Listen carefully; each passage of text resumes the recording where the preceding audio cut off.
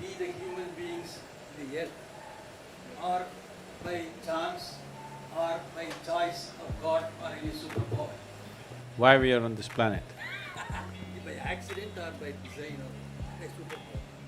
I think even the planet is wondering why the hell these human beings came here.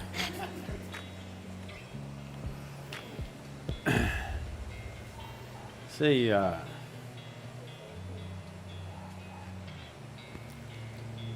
the solar system, the way it is, and so as the other universal systems, the galaxies, they're all happening because they arrive at a certain perfection of geometry. Geometry in the sense, right now this planet is going around the sun. It's found its perfect orbit, so it's going and going and going. Not powered by engine or something. See, the airplane is going, powered by engines, it's being pushed. This is not being pushed. This has just found a certain perfection of geometry and it's going on. The day it loses its perfection of geometry, if it loses the line of orbit, it's gone. So in this process, life happens on this planet, also involving this geometry on various levels. We say, in the yogic culture, we say, a human being is physiologically and in terms of brain has reached its peak physiologically. That is, after 1,000,000 years, you will not have a horn coming out of your head or something else, like the tail disappeared, something else will disappear. This cannot happen. We are saying this from a certain context. Today, the modern neuroscientists are saying similar things. They're saying the size of the neuron in the human brain can neither increase nor can the wiring inside can increase, because the physical laws don't permit it. The laws of physics do not permit it. I will not go into the detail of that. To put it very simply, how we see it is, your birth here, right now all life on this planet is solar powered, isn't it? Yes? It is the sun's energy which is doing all this. And also the revolutions and the rotations of the moon also has influence upon us. The very ocean is rising and falling with the movement of the moon. Only because our mothers' bodies were in tune with the cycle of the moon, we are born and we are here. Yes?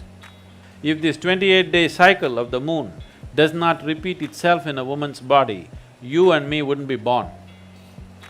So because it has reached that, we say physically, the physical laws have come to a certain place where life upon this planet cannot evolve further. You can make use of what you have in a much better way.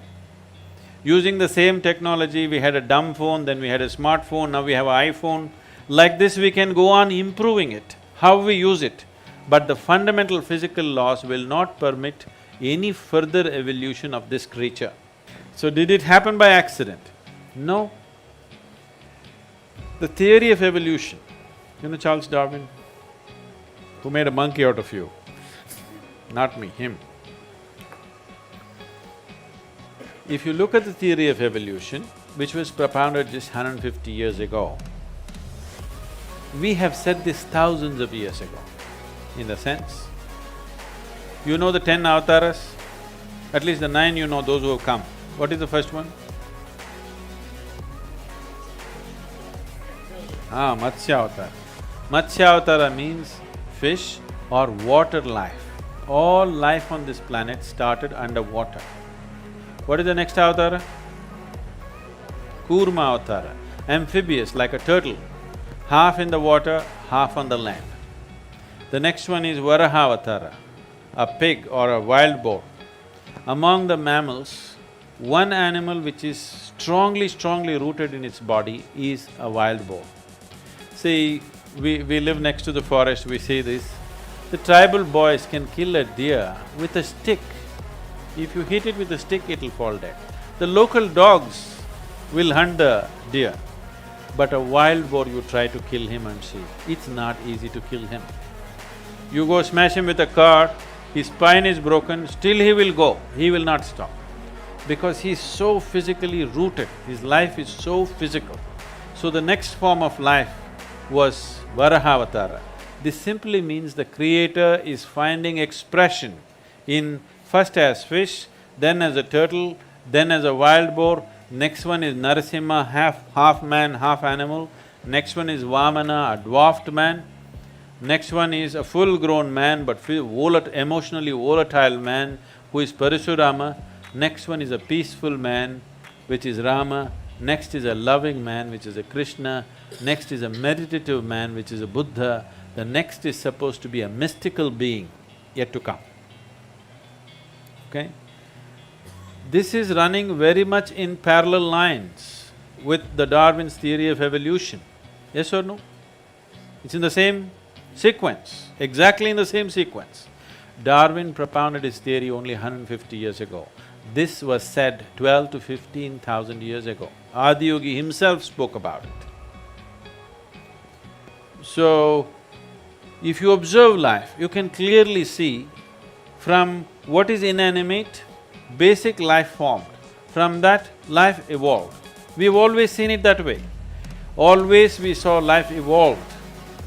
Constantly, we are in every temple you go, there is a snake.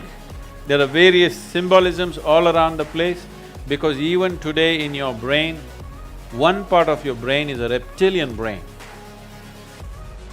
You know, the core part of your brain is still a reptilian brain and it still functions, and we have different practices in yoga as to how to transcend this reptilian brain and allow the cerebral cortex to function. And today, we have scientific evidence to show you. The University of California has done scientific studies on Shambhavi Mahamudra, the basic practice we teach usually. And they say if you practice Shambhavi Mahamudra for 3 months, the neuronal regeneration increases by 241%, a kind of percentage that's never been recorded in the history of any kind of research, okay? Just a simple practice for 21 minutes, 241% increase in your brain function and neuronal regeneration. This means as you grow old, you will become more intelligent. Usually young people think you're getting stupid. Yes, your brain is actually growing, you understand? It's getting better by the day. Now there is scientific evidence. We always knew this, but today a meter has to say it. If a man says it, it's not true. If a man says it, it's doubtful. But a meter has to say it. Now the meters are saying it. The meters are saying your brain is actually growing by doing a simple 21-minute practice.